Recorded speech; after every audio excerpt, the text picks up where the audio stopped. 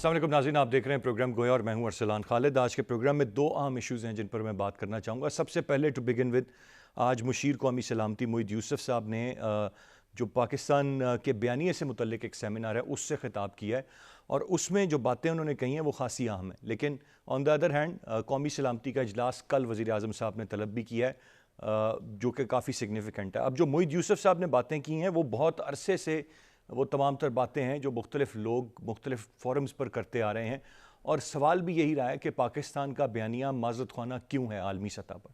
जब पाकिस्तान के पास बहुत कुछ है, शवाहिद हैं, चीज़ें हैं, बताने के लिए बहुत कुछ है, तो फिर अपॉलोजेटिक बिहेवियर क्यों रहता है, क्यों नहीं डट कर अपनी बात की जाती। ये हम अब तक ये बात करते आए हैं और अब से नहीं कई सालों से ये बात कर रहे हैं। आज बिल आखिर which is a positive thing and I must appreciate कि ये कौमी सलामती के मुशीर भी ये बात कर रहे हैं कि हमें अब अपॉलोजेटिक बिहेवियर से बाहर निकलना होगा, हमें अपनी बात बिल्कुल डंके की चोट पर सामने रखनी होगी, हमें दुनिया को बताना होगा कि हक़ाइक़ क्या हैं। फिर इसके साथ साथ जिस तरह से अफ़गानिस्तान के मामलात पर पाकिस्तान को ब्लेम किया जाता है, जिस तरह पड़ोसी मुल्क भारत जो ओछे हथकंडे अपनाता है, उसके बावजूद सवाल पाकिस्तान पर उठता है। हम कुलभूषण को भी पकड़ लेते हैं लेकिन आलमी दुनिया को अपना मुकदमा लड़ने में नाकाम रहते हैं। कश्मीर की सूरत हाल बदल जाती है, ह्यूमैनिटेरियन प्रॉब्लम्स होते हैं, इंसानी हकूक़ का मसला होता है, लेकिन वहाँ पर भी हमारा बयानिया कमज़ोर है।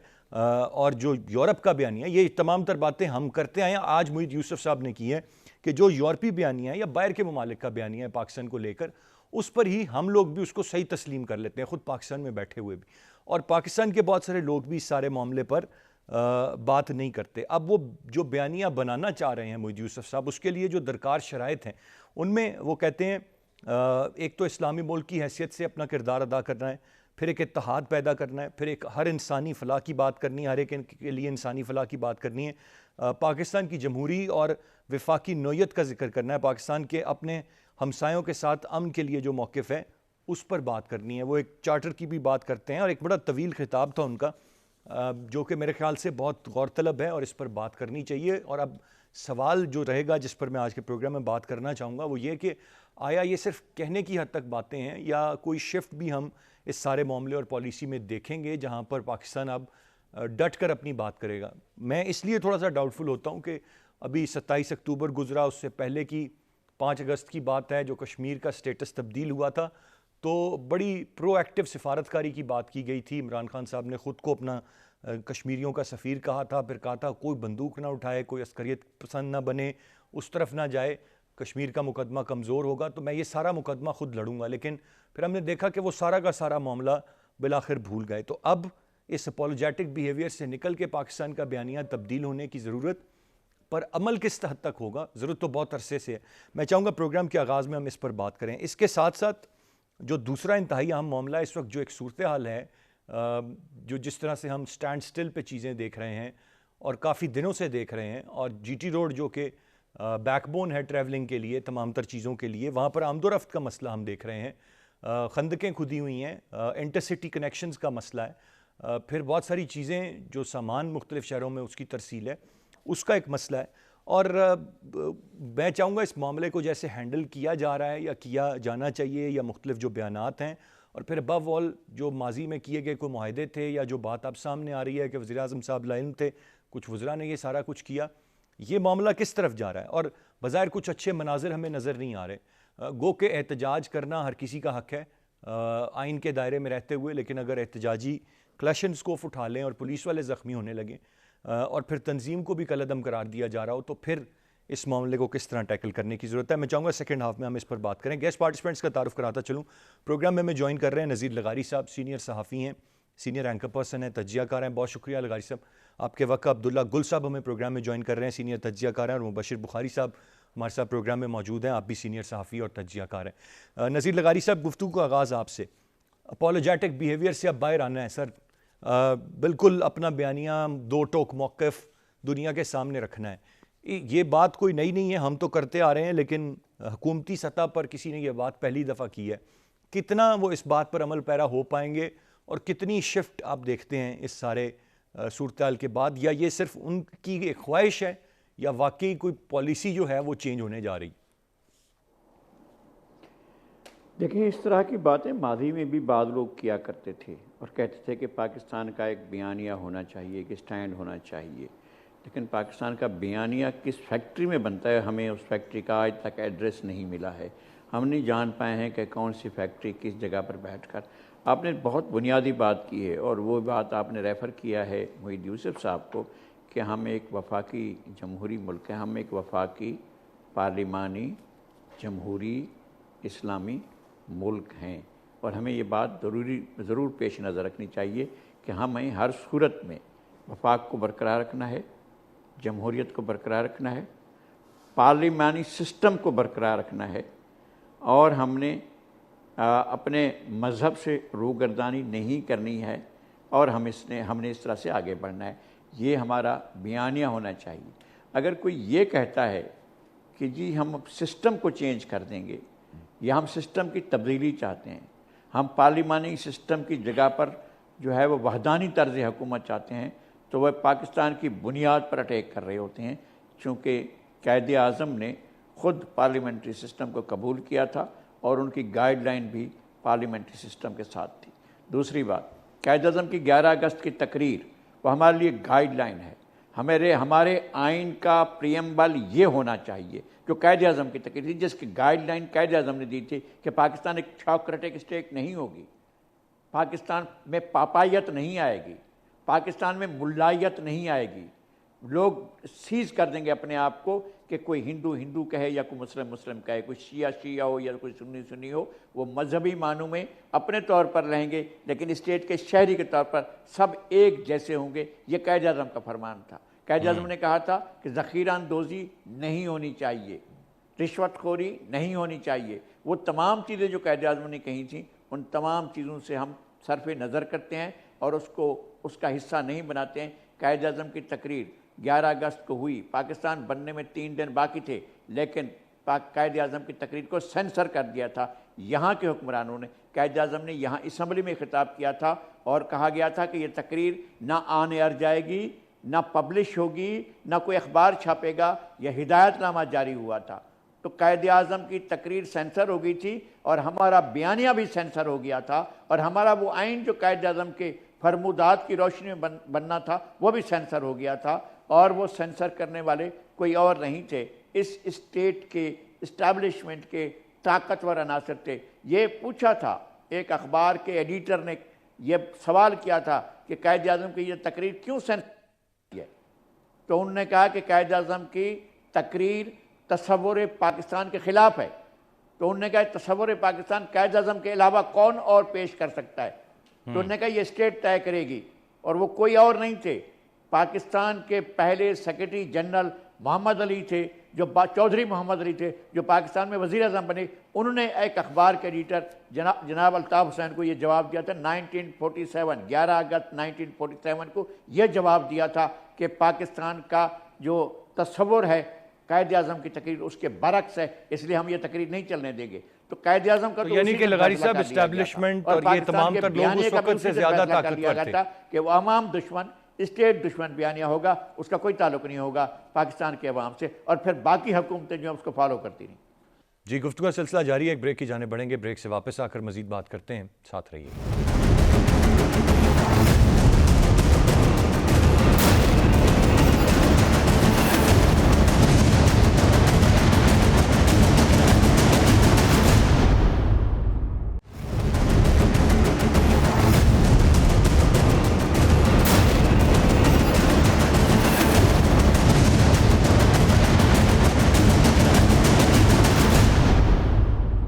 Welcome back. عبداللہ گل صاحب، دیر آئے درست ہے. یہ مان لیجئے کہ آپ تو ایڈوکیٹ رہے ہیں اس بات کے کہ معذرت خانہ بیانیہ نہیں ہونا چاہیے. کئی پروگرامز میں کئی جگہ پر ہماری یہ بات ہوتی رہی ہے. بالآخر آج یہ وقت خیال آ رہا ہے ریاست کو اور یہ ایک بیانیے میں تبدیلی ہے، اور اس پر کس حد تک عمل پیرا ہو پائیں گے؟ بسم اللہ الرحمن الرحیم. بہت شکریہ. دیکھیں، اچھی بات ہے کہ محیط یوسف صاحب نے institute of policy research institute کے اندر یہ بات کہی، لیکن کیا یہ پالیسی اسٹیٹمنٹ ہے؟ کیا کوئی پالیسی پیپر جو ہے وہ آیا ہے؟ کیا وزیر اعظم صاحب کو پریزنٹ ہوگا اور وزیر اعظم صاحب اس پالیسی کو باقاعدہ سائن کریں گل گے. صاحب کیا آپ یہ زیادہ پارلیمنٹ جانتے ہیں، کی لیکن میرے خیال سے کچھ عرصے سے I think it's been more than a year, میری اطلاعات ہیں، اپنی اطلاعات ہیں، اس پر کام چل رہا ہے اور بڑے اہم جگہ پر چل رہا ہے. آپ کو بھی شاید اس بات کا مجھ سے جی زیادہ علم ہوگا کہ اس پر باقاعدہ بیٹھک ہو رہی ہے، بات ہو رہی ہے، کام ہو رہا ہے، اور 3 الفاظ میں آج انہوں نے بیان کیا: فعال، غیر معذرت خوانا اور حقیقت پسندانہ. بالکل درست آپ نے بات کہی ہے. یہ ایک 9/11 کے بعد سرنڈر اور اپیزمنٹ کی پالیسی جو ہے وہ کچھ ممالک جن میں پاکستان بھی شامل تھا انہوں نے اپنا لی تھی، اور اب اس سے باہر آنا ہی واحد ہمارا جو ہے وہ سیونگ جو ہے نا پاکستان کی وہ اسی میں ہے. اب اس کے اوپر عمل کتنا کیا جا سکتا ہے؟ اب جب ہم معاشی طور پر بہت زیادہ ویک ہو گئے ہیں، ایکسٹرنل پریشر ہمارے اوپر بہت ڈیولپ ہو گئے ہیں، جو ہماری پولیٹیکل جو اسٹرینگتھ ہے وہ آپ کے سامنے ہے، جس کا بھی آپ نے اپنے بیانیہ میں ذکر کیا، اور ساتھ ہی ساتھ جو ہے جو ہمارے انٹرنیشنل ریلیشن شپ ہیں، جو چاہے چائنا کے ساتھ ہیں، چاہے عرب ممالک کے ساتھ ہیں، چاہے وہ امریکہ کے ساتھ ہیں، تو امریکہ کے ساتھ تو اب آپ کے تعلقات نہ ہونے کے برابر رہ گئے ہیں. تو یہ ساری چیزوں کو مد نظر رکھ کے میرا خیال ہے ابھی بھی اگر قوم کو ساتھ لے کے کھڑا کر لیا جائے اور قوم اگر اس میں شامل ہو جائے اور پوری اسٹرینگتھ کے ساتھ، جو پولیٹیکل ول کے ساتھ اگر ہم قوم کو ایک پیج پہ لا کے ڈیفائی اور ڈائیلاگ کی پالیسی کو اپنائیں، تو میرے خیال میں یہ تو سب سے بہترین آپشن ہو سکے گی. کیونکہ 3 چیزیں جن کے اوپر میں ہمیشہ ذکر کرتا رہا آپ کے پروگرام میں بھی، کہ ڈیٹرنس کی بنیاد کے اوپر آپ ڈیفائی کریں اور پھر ایک ایکول ڈائیلاگ جو ہے اس کو انیشیٹ کیا جائے. تو یہ یقیناً معید یوسف صاحب نے تو کہا ہے، لیکن بہتر ہے کہ وزیر اعظم صاحب کے منہ سے یہ سنا جائے اور پارلیمان کے اندر یہ بات لے کے جائی جائے، اور پارلیمان کو، اپوزیشن کو اور دیگر کو سب کو کھڑا کر کے ایک پیج کے اوپر لایا جائے. جیسے ہم کشمیر کے اوپر آئے ہیں، اسی طریقے سے ہمیں دیگر معاملات کے اوپر بھی ان کو ایک پیج پہ لانا پڑے گا. لیکن اگر ایسا نہ ہوا تو پھر میرے خیال میں یہ صرف ایک سیمینار تھا اور ایک سٹیٹمنٹ آئی معید یوسف صاحب کی جانب سے، اور معید یوسف صاحب کی جو کریڈیبلٹی ہے آپ کو معلوم ہے کہ جب تک کہ وہ اس پوزیشن کے اوپر نہیں آئے تھے تو ہمارے بہت سارے جو حلقے ہیں اس کے اندر ان کو کس نگاہ سے دیکھا جاتا تھا وہ آپ بھی جانتے ہیں اور میں بھی جانتا ہوں. پھر دوسری چیز جو ہے کہ وہ جب سر ان کے ڈونلڈ ساتھ ایک ٹرمپ اور صاحب کا شخصیت ہیں جو الیکشن اس پر ہو رہا کام تھا. کر رہی ہیں، ان کو تو اور زیادہ کویسچنیبل نگاہ سے دیکھا جاتا تھا. جی جی جی جو میں 2 لوگ اس دیکھیں پر نا کام کر آپ رہے ہیں یہ تو ماشاء اللہ سامنے اس ہیں، ایک کو تو آپ بھی جانتے ہیں، میں بھی جانتا ہوں. ان کے بارے میں تو ہمیں جب پتہ چلا ہم سوچ بھی نہیں سکتے تھے کہ یہ بھی کہاں بیٹھ کے کام کر رہے ہیں. جی جی you are such a senior اور بڑے آپ ویل انفارمڈ ماشاء اللہ ایک جرنلسٹ ہیں. میں جو آخری بات کو گزارش کر کے اس کے اندر کہ دیکھیں یہاں تک یہ تعلق ہے کہ آپ کو معلوم ہے کہ جب ڈونلڈ ٹرمپ صاحب کے اور بائیڈن صاحب کے الیکشن ہو رہے تھے تو اس ٹائم پہ معید یوسف صاحب اور ان کے ساتھ کچھ اور دوست جو تھے وہ سپورٹ کر رہے تھے ڈونلڈ ٹرمپ کو. بائیڈن صاحب نے اس دفتر کے ذریعے پیغام بھیجوایا کہ آپ یہ نہ کام کریں کہ مسلمان جو ہیں وہ ڈونلڈ ٹرمپ کو ہی صرف ووٹ دیں، بلکہ آپ کو مجھے سپورٹ کرنا چاہیے. اور یہی ایک بنیادی وجہ ہے جو کہ ابھی ڈونلڈ ٹرمپ صاحب کی جو دوری ہے پاکستان سے، اس کی بنیادی وجہ جو ہے وہ یہ ہے. تو ان معاملات کے اوپر ٹھیک ہے، بھی آپ کو رائٹلی غور سیٹ. عبداللہ کرنا گل پڑے صاحب گا. یہ پوائنٹ آ گیا. میں ذرا مبشر بخاری صاحب کو شامل گفتگو کروں. مبشر بخاری صاحب بات اس میں تو بڑا وزن ہے جو گل صاحب نے کہی کہ یہ ہمیں اب وزیر اعظم صاحب کے منہ سے بھی سننا ہے، اور خاص طور پر جب ہمیں یہ پتہ لگتا ہے کہ وزراء یا مشیران اپنے نہیں کوئی چیز کر لیتے ہیں اور لا علم ہوتے ہیں وزیر اعظم صاحب، پھر ہمیں زیادہ اس بات کی ضرورت محسوس ہوتی ہے. یہ معاملہ اتنا ہلکا نہیں ہے. میں آج اس پر جو بات کر رہا ہوں کسی وجہ سے کر رہا ہوں اور جانتا ہوں کہ اس پر کام چل رہا ہے، اور یہ وقت کی ہم ضرورت ہے، اور میں اس کو ایک امید کی کرن کے طور پہ دیکھتا ہوں، اور ریاست پاکستان کی اس بیانیے کی تبدیلی، اس پالیسی شفٹ کو بڑا ہم سمجھتا ہوں. آپ کیسے دیکھتے ہیں؟ جی بالکل، ہم بھی اسٹرگل جب سے کر رہے ہیں تو بیانیے کے لیے ہی کر رہے ہیں اور بیانیے کی تبدیلی کے لیے کر رہے ہیں. لیکن انفارچونیٹلی یہ لفظ بڑا زیادہ استعمال ہو گیا ہے، اور بیانیہ جیسے لغاری صاحب نے فرمایا، عبداللہ بھائی فرما رہے ہیں، قائد اعظم کی تقریر کو بیانیہ سمجھا جائے، قرارداد مقاصد جو کہ اب حصہ ہے آپ کے کانسٹیٹیوشن کا اس کو بیانیہ سمجھا جائے، یا ذوالفقار علی بھٹو کے جو مووز تھی اس کو بیانیہ سمجھا جائے، یا ضیاء الحق کی اسلامائزیشن تھی اس کو بیانیہ سمجھا جائے، اور اس کے بعد آنے والے جو حالات و واقعات ہیں ان کو بیانیہ سمجھا جائے. تو میرا خیال ہے کہ ابھی تک یہ لفظ بیانیہ جو ہے یہ ہم کنفیوژن میں یوز کر رہے ہیں. بیانیہ اس طرح نہیں بنتا کہ آپ کلوز ڈور میٹنگ کریں اور آپ ہینڈ پکڈ لوگوں کو اٹھا لیجئے اور ان کے ساتھ بات کر کے ایک نیا نیریٹو جاری کر دیں, یا پھر آپ سیمینار میں جس طرح معید یوسف صاحب نے کیا ہے اور ایک سٹیٹمنٹ دے دی جس نے ایک ریپل امپیکٹ کریٹ کر دیا کہ ہم بھی ڈسکس کر رہے ہیں. اس طرح بیانیے نہیں بنتے. عبداللہ بھائی نے بالکل ٹھیک فرمایا کہ یہ ایک اسٹریٹیفائڈ کنسنسس ڈیولپ ہونا چاہیے جس میں ہر سیگمنٹ آف سوسائٹی کو شامل کیا جائے. یہ نہ صرف پارلیمنٹ کے اندر بلکہ پارلیمنٹ کے باہر بھی اس پہ ڈائیلاگ ہونا چاہیے, جس میں ایک ان پڑھ سے لے کے پوسٹ ڈاکٹرل لیول کے بندے کو اپنا کنٹریبیوٹ کرنا چاہیے. یہ نیشنل بیانیے جو ہیں وہ اس طرح بنتے ہیں, اس طرح نہیں یہ تو بنتے کہ بات suddenly بڑی آپ آئیڈیل کو- ہے مبشر بھائی, لیکن پرابلم ہی یہاں آئے گا کہ یہ ایک چیز کا فقدان رہا ہے کہ اکراس بورڈ ایک کنسنسس ڈیولپ کیا جائے. یہ تو بیانیے کی ہم بات کر رہے ہیں, میں چھوٹے چھوٹے معاملات کی بات کر رہا ہوں. جی بالکل آپ بجا فرما رہے ہیں ارسلان بھائی. اب دیکھیے نا, معید صاحب نے اتنی بات کہہ دی جس میں آپ کو ہوپ بھی نظر آ رہی ہے, لیکن دوسری طرف طرز عمل دیکھیے حکومت کا. یہ ہے کہ ابھی تک اپوزیشن پارٹیز کو آپ نے کسی بھی ایک نیشنل ایشو پہ کانفیڈنس میں نہیں لیا. کووڈ آیا, آپ نے بلاول کی آفر ریجیکٹ کی. آپ کو اکنامک کرنچ تھا, میاں شہباز شریف نے چارٹر آف اکانومی کی بات کی, آپ نے کہا جی این آر او لینا چاہتے ہیں. جو بھی آپ کی طرف کوئی ہاتھ بڑھانے کی کوشش کرتا ہے, آپ کا ایٹیٹیوڈ یہ ہے کہ پوری بینڈ ویگن منسٹرز کی اس کو ان دا لائن آف فائر لے آتی ہے. تو اس طرز عمل کے ساتھ نہ بیانیے جنریٹ ہوتے ہیں نہ بیانیے پھیلائے جاتے ہیں. بات وہی ہے کہ آپ کے پیچھے ایک سیریس ول ہونی چاہیے اور اس ول کو امپلیمنٹ کرنے کا پلان ہونا چاہیے اور پھر اس کو امپلیمنٹ کیا جانا چاہیے. یہ تینوں چیزیں آپ کو نظر نہیں آ رہی. ٹھیک ہے, بٹ وی آر ہوپ فل کہ ہمیں شاید اب نظر آئیں اور امید ضرور رکھنی چاہیے. بریک کی جانے میں بڑھوں گا, بریک سے واپس آ کر ہم اس پر مزید بات کرتے ہیں. جو ہمارا دوسرا موضوع ہے اس پر میں چاہوں گا بات کریں, ساتھ رہیے.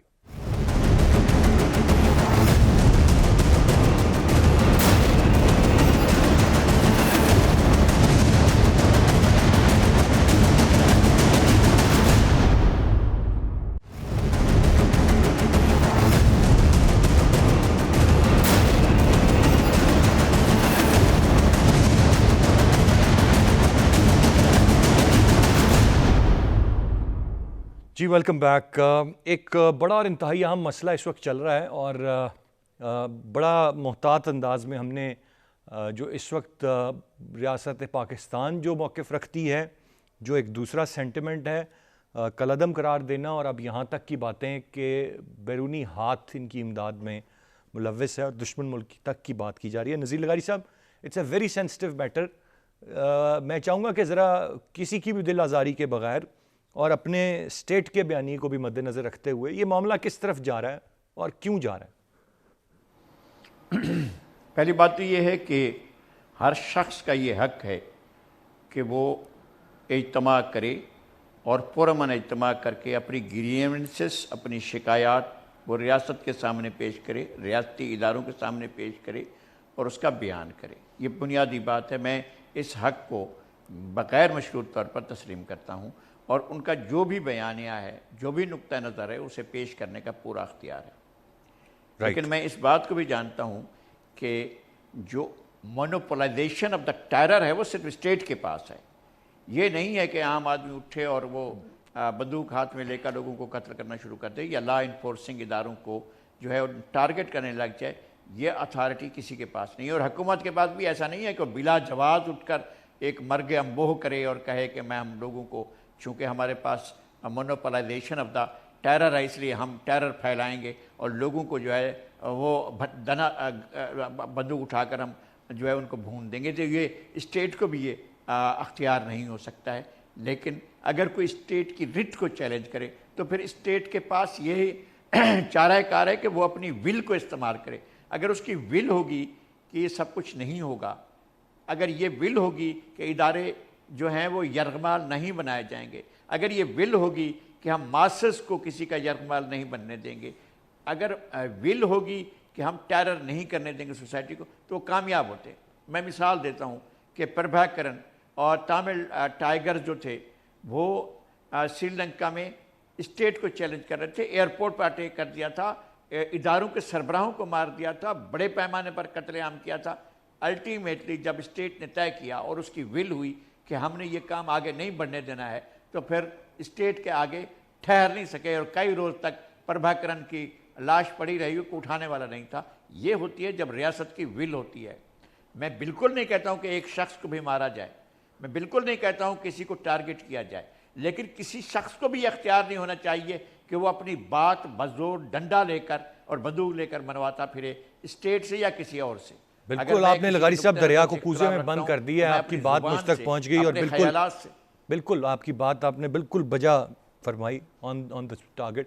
میں عبداللہ گل صاحب آپ سے جاننا چاہوں گا, as you have been a part of the deals previously, اور یہ معاملہ مس ہینڈل ہو رہا ہے یا کچھ اور ہے, اس میں کچھ عناصر ایسے داخل ہو چکے ہیں, میں سب کو تو غلط نہیں کہوں گا, لیکن کچھ کیا ایسی سچویشن سے, ایسے جذبات سے جو ان احتجاجیوں کے ہیں, ان میں کچھ ایسے عناصر شامل ہو گئے ہیں جو معاملات کو خراب کر رہے ہیں؟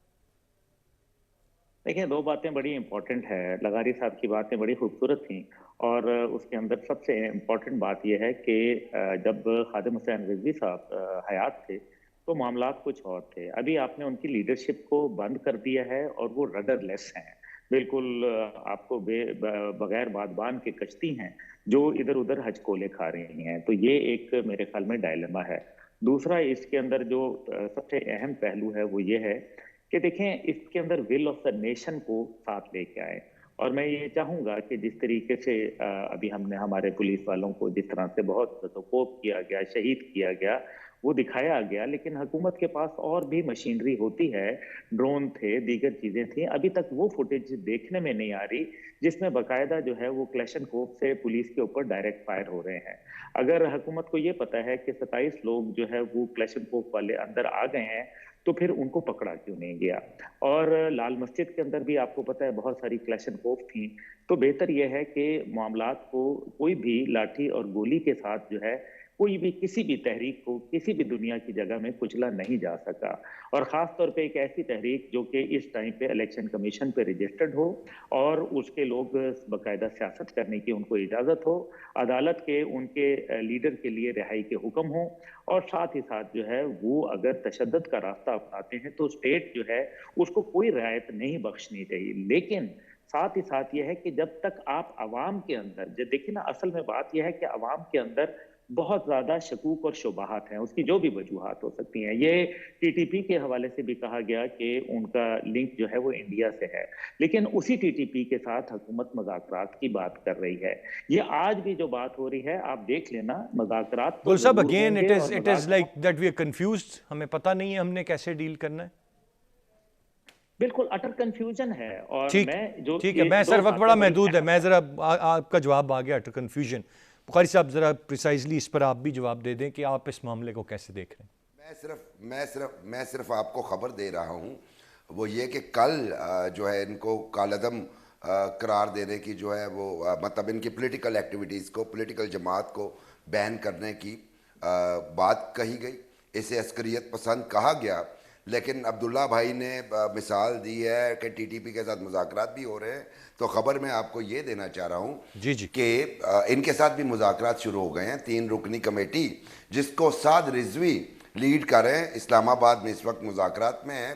رات کو سعد رضوی صاحب کو کوٹ لکھپت لاہور جیل سے لے کے جایا گیا اسلام آباد, اور وہاں پہ مذاکرات, and I am telling you on a very good authority.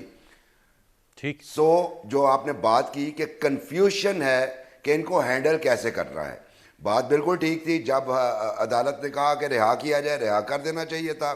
جس نے گن اٹھائی اس کے خلاف کیس رجسٹر کریں, اور لا مسٹ ٹیک اٹس کورس. اس طریقے سے ہینڈل ہونا چاہیے.